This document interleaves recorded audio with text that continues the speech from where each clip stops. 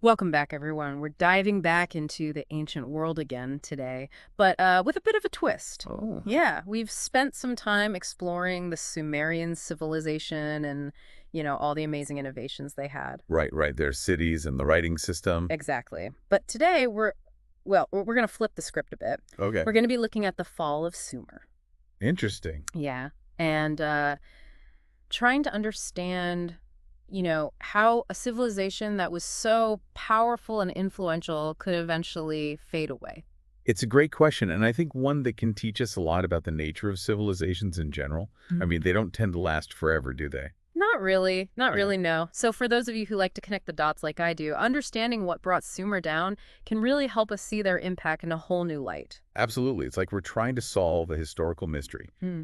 We need to examine the clues left behind to understand how a civilization as advanced as Sumer could eventually, collapse. Exactly. So let's start with the basics. What were some of the internal pressures that led to Sumer's decline? Well, one of the biggest factors was the constant infighting between the Sumerian city-states. Oh, right. Yeah, they weren't really a unified empire, were they? No, no, they weren't. They were more like a collection of mini kingdoms, each with its own ruler and its own interests. So like a bunch of little countries packed together. Exactly. And these city-states were constantly vying for power and resources. So places like Uruk and Lagash, they were always at each other's throats. Pretty much. Imagine all the resources and energy they poured into fighting each other. Resources that could have been used to, you know, strengthen their defenses or address other pressing issues. Yeah, they were probably too busy fighting amongst themselves to see the bigger threats on the horizon. Precisely. And this made them incredibly vulnerable to outside forces. Think of it this way.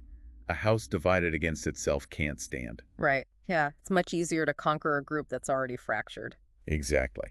So who are these outsiders? Well, the group that ultimately dealt the decisive blow were the Akkadians, The Akkadians. Okay. led by a king named Sargon. Now, Sargon was a brilliant military strategist and a very ambitious leader. I see. So he saw an opportunity and he seized it. Exactly. And by the 24th century BC, he had conquered all of Sumer. Wow. So he created the first empire in history. Yeah. So it sounds like Sumer didn't really stand a chance against someone like Sargon. Well, Sargon's military achievements were certainly impressive, but it's important to note that he didn't just wipe out Sumerian culture. Oh, he did. No, instead, he did something quite clever. He integrated it. He saw the value in Sumerian knowledge, their systems of writing and administration. So like he recognized their strengths and decided to incorporate them into his own empire. Exactly. For example, he adopted the Sumerian cuneiform script for the Akkadian language. Oh, wow. So even though the Akkadians conquered the Sumerians, they still used elements of Sumerian culture. Right. And this decision had a profound impact on the spread of literacy and knowledge throughout Mesopotamia. So it was more of a merging of cultures than a complete destruction. Precisely.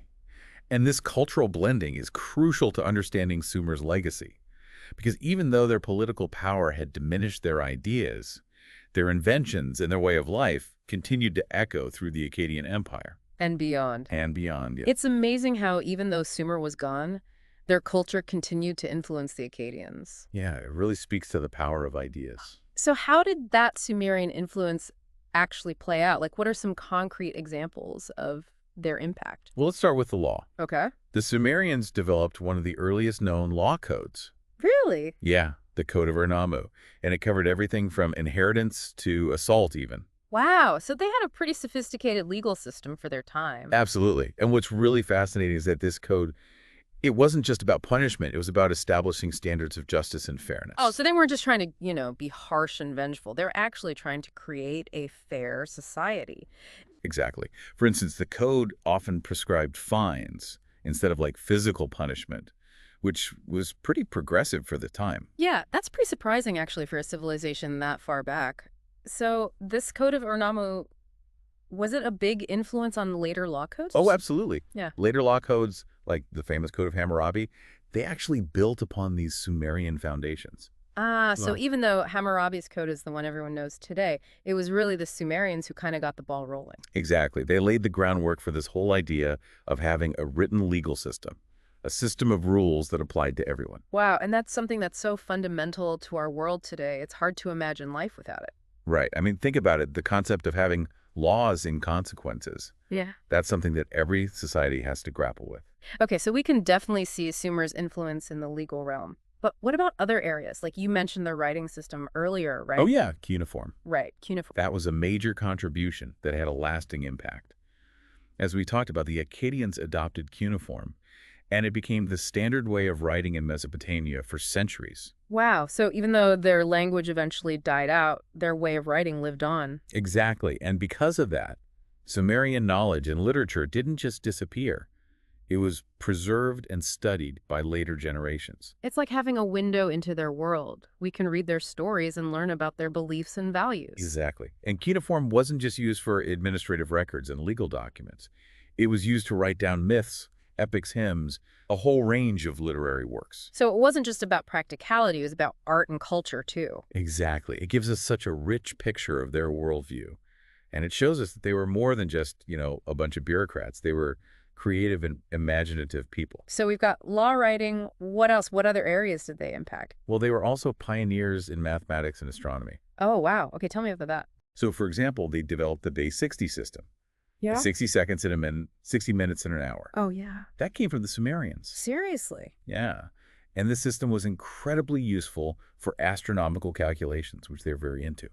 And we still use it today. It's amazing to think that something we use every day has its roots in a civilization that's thousands of years old. I know, it really blows my mind sometimes. Mhm. And their astronomical observations, they were super meticulous about observing the night sky, and they passed this knowledge down through the generations. So did they have a big impact on later astronomers? Oh, huge. Their knowledge influenced Babylonian astronomers and even Greek thinkers like Pythagoras. Wow. Okay, so they had their hands in a lot of different pots, huh?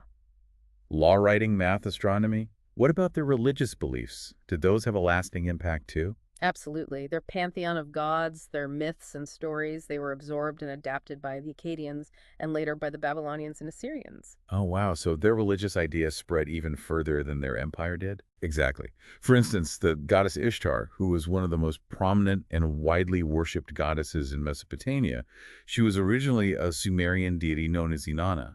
So it's like these gods and goddesses transcended their original cultural context. They became part of a shared religious landscape. Right. And it wasn't just the names, the stories too. Like the Epic of Gilgamesh, a classic Sumerian tale, was retold and adapted by later cultures. I love the Epic of Gilgamesh. It's such a powerful story about the search for immortality and the meaning of life. Right. These stories, they explored universal themes that resonated with people across different cultures and time periods. They were grappling with the big questions that humans have been asking for centuries. Exactly. And it's fascinating to see how these Sumerian ideas were woven into the fabric of later Mesopotamian religions. Mm. Even the ziggurats, those massive stepped pyramids that we associate with Mesopotamia, they have their origins in Sumerian architecture. Oh, really? I always thought those were just a Babylonian thing. Nope. The Sumerians were building ziggurats long before the Babylonians came along. They believed these structures connected heaven and earth, and they served as temples and centers of worship for centuries. It's incredible how these physical structures can embody so much cultural and religious meaning. Isn't it? And the fact that later civilizations continued to build ziggurats, it really shows you the enduring power of these Sumerian ideas. So we've seen how Sumerian culture continued to have this big impact even after their empire was gone. Right. It's really remarkable. But I'm curious about the empires that came after the Akkadians, like the Babylonians and the Assyrians. How did they view this Sumerian legacy? Did they try to preserve it or erase it? That's a great question. And the answer is, well, it's a bit of both, really. They definitely recognized Sumerian achievements.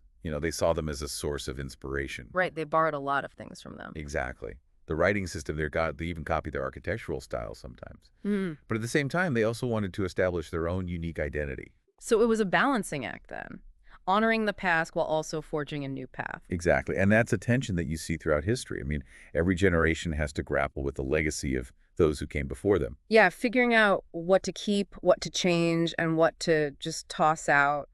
So when we look at these later empires, like the Babylonians and Assyrians, what are some specific examples of how they did that? How they both embraced and transformed Sumerian culture? Well, let's take Hammurabi's Code, for example. Okay, yeah. Everyone's heard of Hammurabi's Code. Right.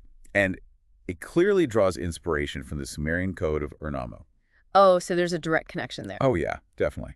Both codes addressed similar issues, like theft, assault, and family law. But Hammurabi's code was much more detailed and comprehensive. Ah, so it reflected the changing times. Exactly. Babylonian society was more complex than Sumerian society, and their legal code needed to reflect that. So they took those core Sumerian ideas and they kind of expanded upon them to fit their own needs. Precisely. And you see that in their religious beliefs, too. They took a lot of the Sumerian gods and goddesses, but they kind of integrated them into their own pantheon. Sometimes they even gave them new names or new powers. So they were taking these ancient myths and weaving them into new narratives. Exactly. It's really quite fascinating. And it shows just how adaptable these stories were, how they could be reinterpreted to fit different cultural contexts. It really makes you think about the power of storytelling, right? Yeah, it's incredible how these stories from such a long time ago can still resonate with us today. Right. And it shows that the Sumerians, even though they're long gone, their legacy continues to live on through these echoes of the past. That's a beautiful way to put it. So, as we wrap up our deep dive into Sumer, what's the key takeaway here? What do you want our listeners to walk away with? Well, I think the most important thing to remember is that history isn't just about memorizing names and dates. It's about understanding the connections between the past and the present. Recognizing how those who came before us shaped the world we live in today. Yeah, like we're all standing on the shoulders of giants. Exactly. And the Sumerians, they were some of the giants who helped build the foundations of our civilization, from the laws we follow to the way we measure time to the stories we tell. It's pretty mind-blowing when you think about it that way. It really is. Yeah. And it makes you wonder, what aspects of our own civilization might be echoes of past societies, and what will our own legacy be? That's something to ponder, isn't it? It is. Mhm. And I encourage everyone to think about it. Well, thank you so much for taking us on this incredible journey through the rise and fall of Sumer and the enduring power of their legacy. It's been a real pleasure. My pleasure. And to all our listeners, thank you for joining us on this deep dive. We'll see you next time for another exploration of the past.